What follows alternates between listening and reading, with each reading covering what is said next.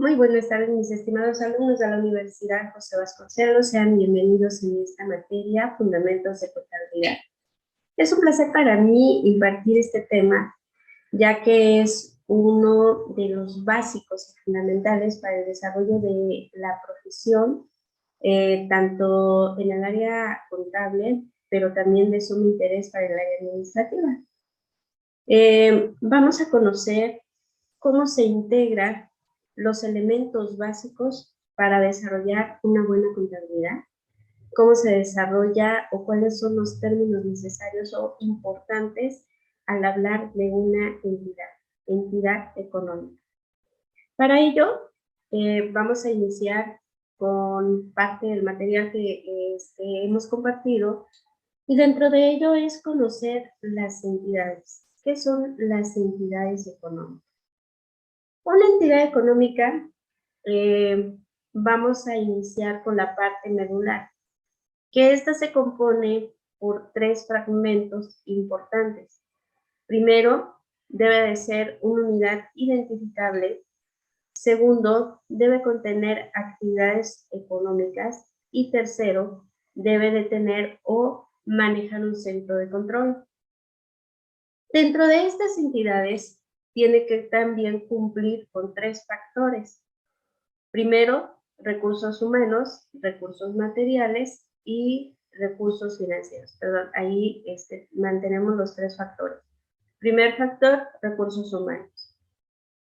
Una entidad económica es en sí, viene siendo la empresa, ¿vale?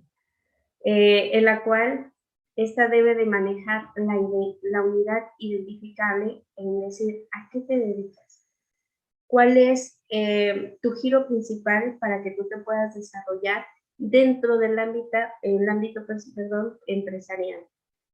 Es, por decirlo de esta manera, incluso identificarla bajo qué régimen va a tributar, ¿sí?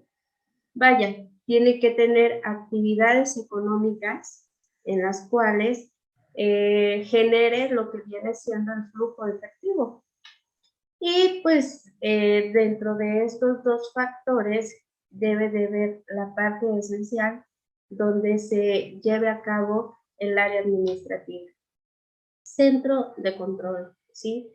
¿Cómo voy a llevar los registros contables, por ejemplo? ¿Cómo voy a llevar el control del área administrativa, el control del área financiera? ¿Sale?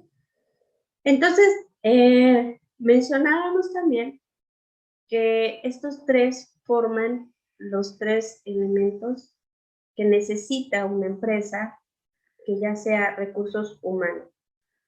Una empresa sin empleados no es empresa. Tiene que tener, vaya, el apoyo, tiene que tener la parte o el pilar de personal quien maneje, obviamente, esta empresa. Contamos también con los recursos materiales.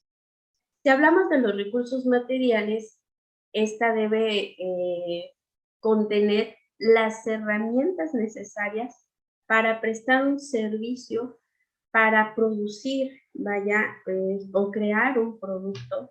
Todo aquello que nos va a servir, los recursos materiales son todo aquello lo que nos va a servir para prestar ese servicio o crear ese producto, como ya les había mencionado. Y obviamente, dentro de ella están los recursos financieros. Los recursos financieros, vaya, es la economía que va generando la empresa.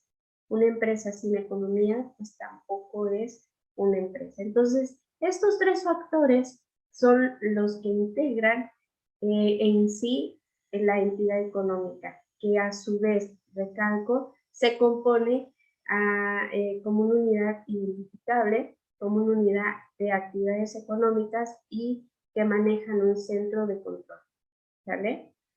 Para ello, tenemos que conocer cuál es la clasificación de cada una de ellas, porque dependiendo de la clasificación es la parte donde entra este punto medular, unidad identificable. ¿Cómo? Aquí tengo la clasificación de la entidad. Como primer punto tenemos por sus fines. Aquí es donde nosotros tenemos que recalcar la parte lucrativos, no lucrativos.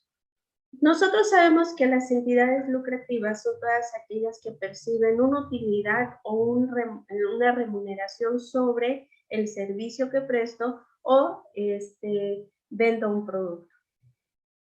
Las entidades con propósitos no lucrativos son las que no tienen un fin, ¿verdad? De percibir una ganancia, ¿sale? Sí tienen un flujo de efectivo como tal, porque estas dependen de las donaciones, pero estas no deben de tener o no deben de tener un fin de lucro. Vaya, tener una ganancia por un servicio que prestan. Vamos a poner un ejemplo de ello. Si nos vamos con propósitos lucrativos, vamos a poner una refaccionaria, se dedica a vender, obviamente, refacciones, vamos a poner refacciones de autos. Ese giro que ella está manejando, pues está esperando al final del mes obtener una utilidad. Ya no digo más en el cierre de un ejercicio, que más adelante vamos a ver diferentes términos y cómo se van componiendo, cómo se componen.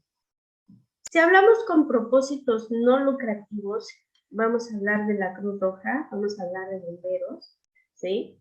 Estos dos organismos que dependen, ¿verdad? Para prestar el servicio dependen de ciertos donativos, ¿vale? Entonces, de ahí viene la clasificación de las entidades lucrativas y las entidades no lucrativas. En otros términos, tenemos por su actividad, tenemos la actividad primaria, la actividad secundaria y la actividad terciaria. Si nos enfocamos, hoy en día, aquí se me pasó, hoy en día ya existe la actividad cuaternaria, ahorita vamos a ver de qué se trata. Primaria, pues que viene de todo lo que es de la naturaleza, agricultura, silvicultura, ganadería, o sea, que no sufre, es un producto que no sufre una transformación como tal. Si hablamos de la secundaria, ya este producto sufre esa transformación, ¿sale? Son todas aquellas fábricas o empresas que producen cierto artículo o producto. Terciaria es de servicios, ¿sí? Ponía el ejemplo de una refaccionaria, la refaccionaria es terciaria porque presta un servicio o vende un producto. Un contador, un administrador, un abogado es terciario ya que presta un servicio. Cuaternario, que no se encuentra anotado acá, pero se los hago saber, se dedica a la investigación, a todo lo que viene de la parte científica, pero a su vez va de la mano con la tecnología. Voy a poner un ejemplo muy sencillo. Si yo produzco las fresas, estoy en una actividad primaria. Si transformo esas fresas en mermelada, estoy en una actividad secundaria.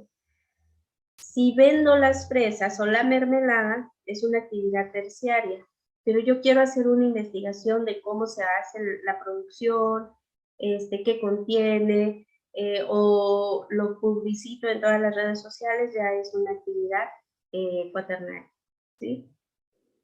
Por su tipo. El siguiente dice, por una entidad por su tipo, públicas, privadas o mixtas.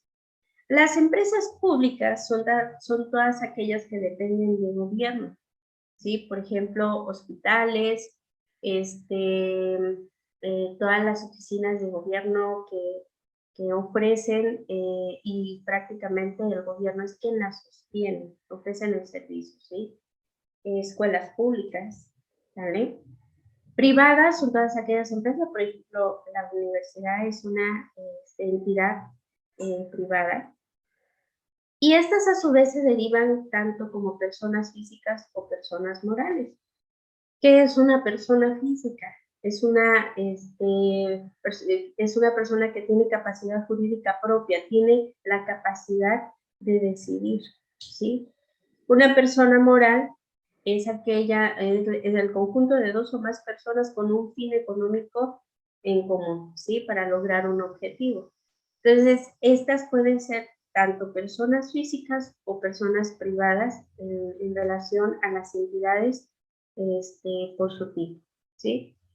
Si hablamos de empresas mixtas, su nombre lo dice, ¿no? Estas dependen de las dos, tanto públicas como entidades privadas. Entonces, a su vez, estas también se le pueden ser, o pueden ser denominadas paraestatales. Ojalá ustedes en un ratito que tengan libre vayan y busquen 2 ejemplos de entidades paraestatales para que ampliemos a ver cuáles son. Se van a sorprender, por ejemplo, Comisión Federal, es una empresa paraestatal. Hay programas que el gobierno ofrece y ofrece un recurso, pero sin embargo quienes lo dirigen son personas con morales, ¿no? Con actividad o su tipo es actividad de personas morales. Entonces a estas se le denomina mixtas o paraestatales, 50% gobierno y 50% persona, ya sea física o moral. Y en esta clasificación tenemos también por su estructura. Aquí es donde ya se integra en este aspecto específicamente al régimen de personas morales. Sociedades mercantiles, sociedades civiles, sociedades, asociaciones civiles, etc. Entonces, aquí es donde yo tengo que, primer punto, para desarrollar la parte contable, ¿qué es lo que tengo que hacer? Primero, identificar mi empresa, ¿sí? Saber realmente dónde se ubica, a qué se dedica, cuál es el giro que le vamos a dar, ¿sale? ¿De qué depende si eres pública, privada o mixta, eres primaria, secundaria, terciaria, tienes propósitos lucrativos, no lucrativos? Entonces, ese es el aspecto que yo debo de considerar para que pueda arrancar, por decirlo de esta manera, en el trabajo de control interno de la empresa, control financiero. Recordemos que también debe de contar con 3 factores básicos: recursos materiales, recursos financieros y recursos humanos, ¿sale? Tiene que ser una unidad identificable. Al realizar todo este estudio, yo ya estoy identificando mi empresa, yo ya la estoy ubicando a qué te vas a dedicar, ¿sale? Pues bien, este es el arranque, este es el inicio, de hecho es parte de la primera unidad que vamos a considerar. En una segunda videocápsula vamos a trabajar, por ejemplo, cuáles son las normas de información financiera, porque la contabilidad no se rige bajo cierta normatividad. Entonces, vamos a conocer la base fundamental que viene siendo la serie A y posterior a ello, vamos a trabajar con los estados financieros. Pues bien, mis estimados alumnos, es un placer. Entonces, nos vemos en la siguiente videocápsula. Buenas tardes.